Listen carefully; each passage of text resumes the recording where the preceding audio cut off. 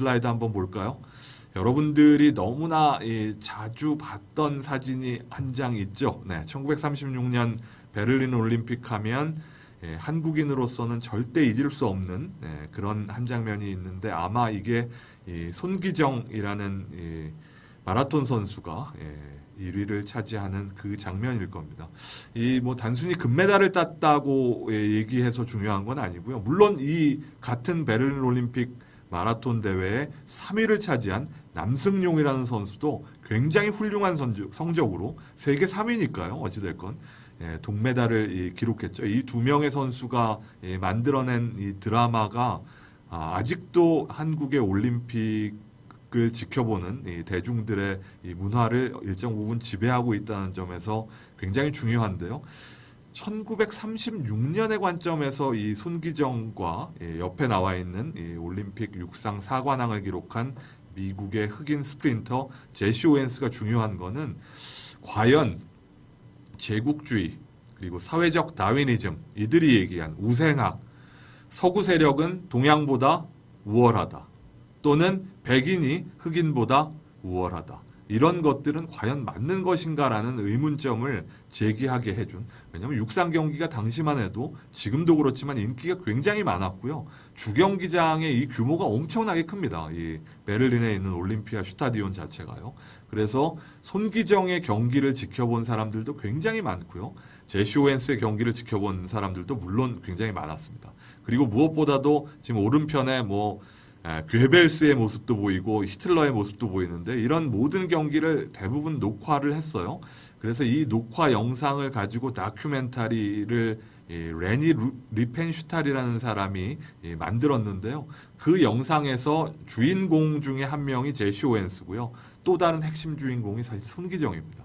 이 히틀러에게 사실은 돈을 받아서 이 다큐멘터리를 만든 사람인데요. 레니 리펜슈탈이라는 사람이요. 이 두 선수를 사실은 굉장히 중요한 다큐멘터리의 소재로 활용했다는 것은 조금 다른 의미가 있을 것 같아요. 쉽게 말씀드리면 일장기를 달고 사실은 손기정 선생님이 베를린 올림픽에서 마라톤 부분 1위를 차지한 거잖아요. 그래서 어찌 보면 이 식민 지배를 받고 있는 모든 피식민 국가들의 하나의 표상이라고 그럴까요? 이런 일이 그렇게 많이 일어나진 않았으니까요. 올림픽에서 굉장히 중요한 의미를 갖게 됐고 또 하나는 이 미국 사회에서 사실상 2등 국민이죠.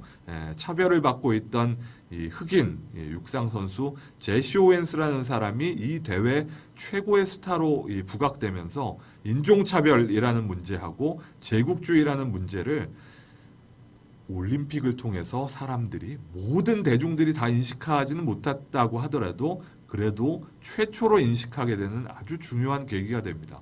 그래서 손기정이라는 이 선수 자체 그리고 이 분이 만들어낸 이 드라마틱한 인생사 자체가 단순히 한국 스포츠적으로만 중요한 게 아니고요. 올림픽 역사 그리고 근대 스포츠 역사 또는 근대 스포츠 문화를 읽는데 정말 중요한 케이스인 겁니다. 왜냐하면 이 제국주의의 문제점이 거꾸로 이 올림픽을 통해서 드러나게 해준 사실상 가장 중요한 사람 중에 한 명이었기 때문에 그런 거죠. 제시 오웬스와 관련돼서 굉장히 재밌는 얘기는요. 올림픽에서 금메달을 따면 이 사람은 이제 4관왕이니까 4번 시상대에 올라가지 않았겠습니까?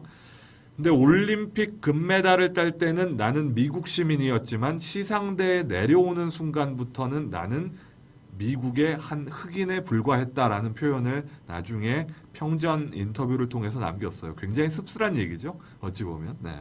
그런 얘기를 들으면 미국이 사실은 이 대회에 출전하면서 독일, 나치 엄청난 비판을 했거든요. 왜냐하면 유대인을 차별하니까요.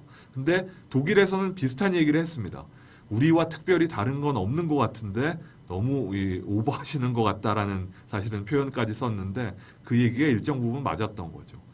제시 오웬스의 얘기만큼 되게 어떻게 보면 지금 들어도 굉장히 짧은 멘트인데 눈물이 나게 하는 손기정 선생의 커멘트는 이제 대회가 우승이 확정되고 당시에 이제 한국에 있는 이 조선일보 기자와 인터뷰를 통해서 남긴 얘기는 세자입니다. 슬프다라는 이 표현을 사실은 썼는데요. 전혀 사실은 올림픽에서 금메달을 따면 슬플 일은 아니죠.